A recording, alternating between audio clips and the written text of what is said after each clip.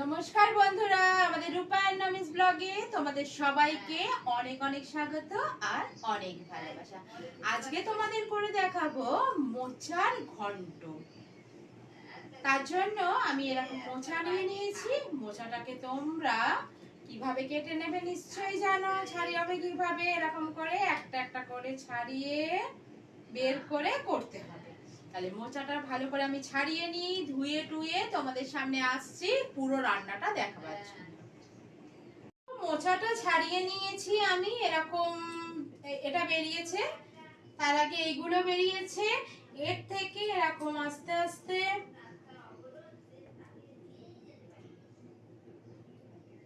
এরকম ভাবে বের করে নিতে হবে। মোচার এইগুলো বের করে নিতে হয়। এবার পুরোটাকে এরকম করে ভালো করে মানে এই জিনিসগুলোকে বের করে নিয়ে কুচি কুচি করে কেটে নিতে হবে।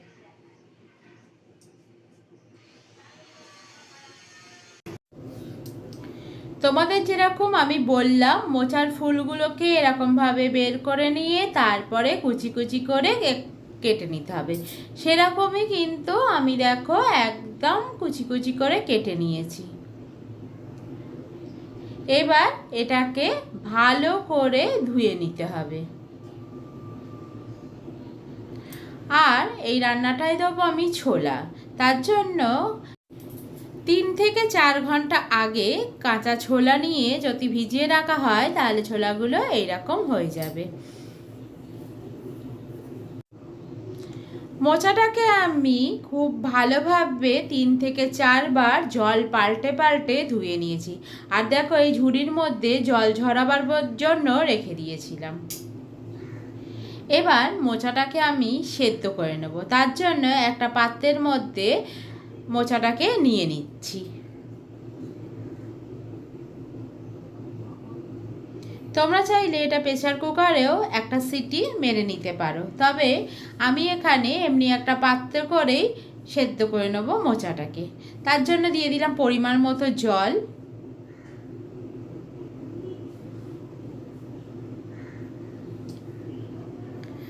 আর দিয়ে দেবো এর মধ্যে হলুদ গুঁড়ো,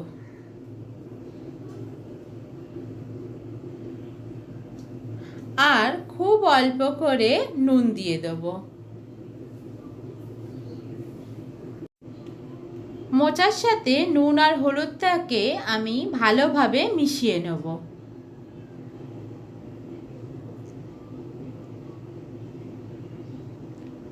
দেখো একটু উল্টে পাল্টে ভালোভাবে মিশিয়ে নিতে হবে যাতে পুরো জিনিসটার মধ্যেই নুন আর হলুদটা থাকে।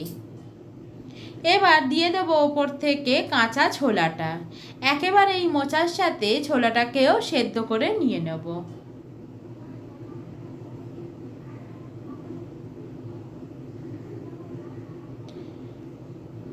এবার গ্যাসে বসিয়ে দেবো 15 মিনিটের জন্য।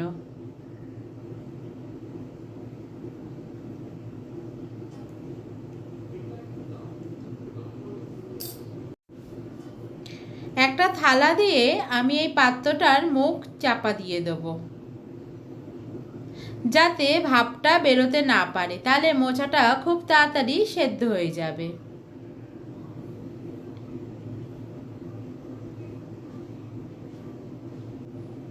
8 থেকে 10 মিনিট পরে একবার ঢাকনাটা সরিয়ে দেখে নেব মোচাটা কীরকম অবস্থায় আছে।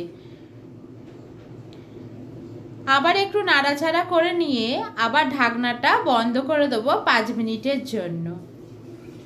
মোচাটা কিন্তু এই অবস্থায় অর্ধেক সেদ্ধ হয়ে গেছে।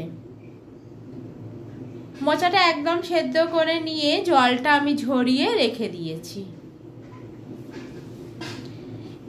এবার চলো দেখিয়ে দিই এর মধ্যে কি কি লাগবে ডুমো করে কেটে রাখা আলু, পেঁয়াজ কুচি, লঙ্কা কুচি, রসুন বাটা, আদা বাটা, ফোড়নের জন্য লাগবে গোটা জিরে, গোটা গরম মশলা, আর লাগবে 2টো তেজপাতা।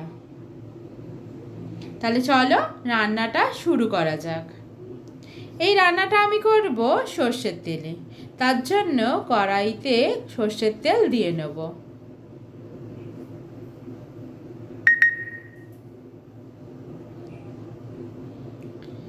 তেলটা গরম হয়ে গেলে আমি এর মধ্যে একে একে ফোড়নগুলো দিয়ে নেব।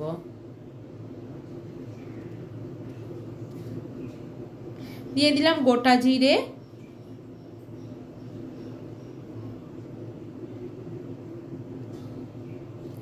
গোটা গরম মশলা দিয়ে দেবো এবার, যার মধ্যে আছে দারচিনি, লবঙ্গ আর ছোট এলাচ। এবার তেজপাতাটাও দিয়ে দিলাম। ফোড়ন থেকে যখন সুন্দর একটা গন্ধ বেরোবে তখন এর মধ্যে কেটে রাখা পেঁয়াজগুলো দিয়ে দেবো। তবে বন্ধুরা, এটা কিন্তু তোমরা পেঁয়াজ রসুন ছাড়াও একদম নিরামিষভাবেও করতে পারো। মানে এরকম গরম মশলা আর গোটা জিরে ফোড়ন দিয়ে আদা জিরে বাটা দিয়েও কিন্তু এই রান্নাটা খেতে বেশ ভালো লাগে। আর চাইলে তোমরা ছোলার বদলে চিংড়ি মাছ দিয়েও কিন্তু রান্নাটা করতে পারো, সেটাও কিন্তু আরও বেশি সুস্বাদু হয়। দেখো এরকম করে পেঁয়াজটা একটু লাল লাল করে ভেজে নিয়েছি। এবার এর মধ্যে দিয়ে দেবো রসুন বাটা।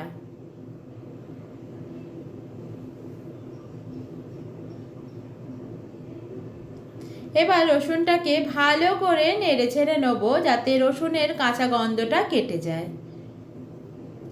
অবশ্যই কিন্তু গ্যাসের আঁচটা এই সময় আস্তে রাখতে হবে, নালে রসুনটা পুড়ে যাওয়ার সম্ভাবনা থাকে।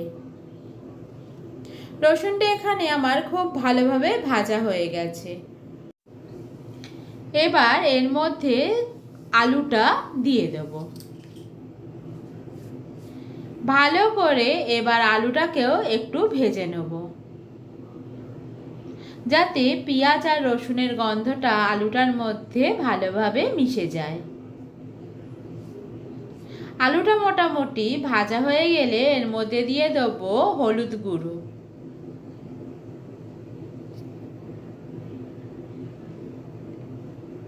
আর দিয়ে দেবো জিরে গুঁড়ো। তবে এখানে আমি গুঁড়ো লঙ্কার ব্যবহার করব না, তোমরা চাইলে কিন্তু এইখানে লাল লঙ্কার গুঁড়ো বা কাশ্মীরি লঙ্কার গুঁড়ো ব্যবহার করতে পারো। এবার দিয়ে দিলাম আদা বাটা আর কাঁচা লঙ্কা কুচি। এই রান্নাটা আমি পুরোটাই কাঁচা লঙ্কাতেই করব। দিয়ে দেবো সামান্য জল, যাতে মশলাটা পুড়ে যেন না যায়।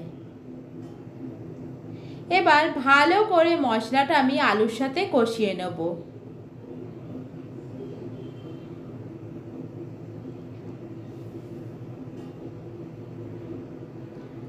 দেখো মশলাটা এখানে আমার কষানো হয়ে গেছে, আর মশলা থেকে তেলও কিন্তু ছেড়ে দিয়েছে, মানে মশলাটা আমার একদম রেডি।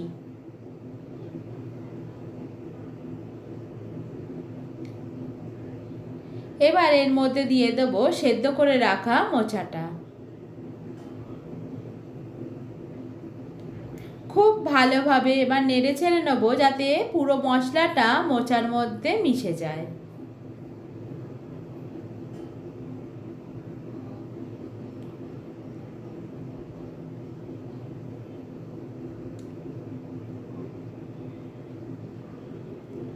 দেখতেই পাচ্ছ এরকম খুব ভালোভাবে কিন্তু নেড়ে ছেড়ে নিতে হবে।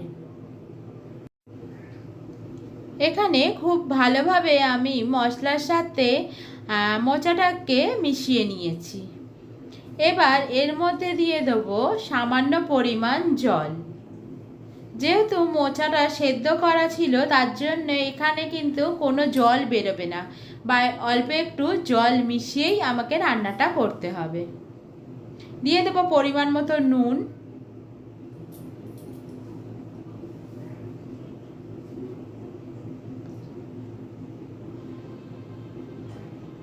আর দিয়ে দেবো পরিমাণ মতো মিষ্টি। অবশ্যই এখানে কিন্তু মিষ্টির ব্যবহার করতে হবে, নালে মোচা একটা কষ্টা ভাব থাকে মোচার মধ্যে, সেটা কিন্তু ভালো লাগে না মিষ্টি না দিলে। কারণ কিছু কিছু রান্নাতে মিষ্টিটা খুবই প্রয়োজনীয় একটি জিনিস। এবার নুন মিষ্টিটাকে আমি আবার ভালো করে নেড়েচেড়ে মিশিয়ে নেব।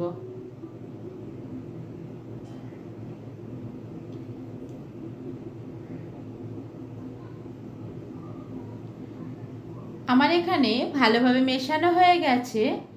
এবার একটা থালা দিয়ে আমি এটাকে 5 থেকে 7 মিনিটের জন্য চাপা দিয়ে রাখবো আলুটা সেদ্ধ হওয়া পর্যন্ত। 5 মিনিট পর ঢাকনা খুলে দেখে নিয়েছি আলুটা একদম সেদ্ধ হয়ে গেছে আর রান্নাটা আমার একদম রেডি। বন্ধুরা, আমার রান্নাটা কমপ্লিট। আর একটা পাত্রে আমি নাবিয়েও নিয়েছি। তবে একটা জিনিস আমি এখানে তোমাদের সাথে শেয়ার করতে ভুলে গেছি। নাবাবার সময় তোমরা এর মধ্যে একটু ঘি ছড়িয়ে নেবে, তাহলে কিন্তু এর গন্ধটা আরও বেশি ভালো বেরোবে। আর বন্ধুরা, রান্নাটা যদি ভালো লেগে থাকে অবশ্যই একটা লাইক, কমেন্ট, শেয়ার করে দেবে আর সাবস্ক্রাইব করে দিয়ে আমাদের পাশে থাকবে। আর যারা ফেসবুক পেজ থেকে এই রান্নাটা দেখবে তারা কিন্তু অবশ্যই এই পেজটাকে ফলো করে দেবে। তাহলে দেখা হবে আবার একটা নতুন ভিডিওর সাথে।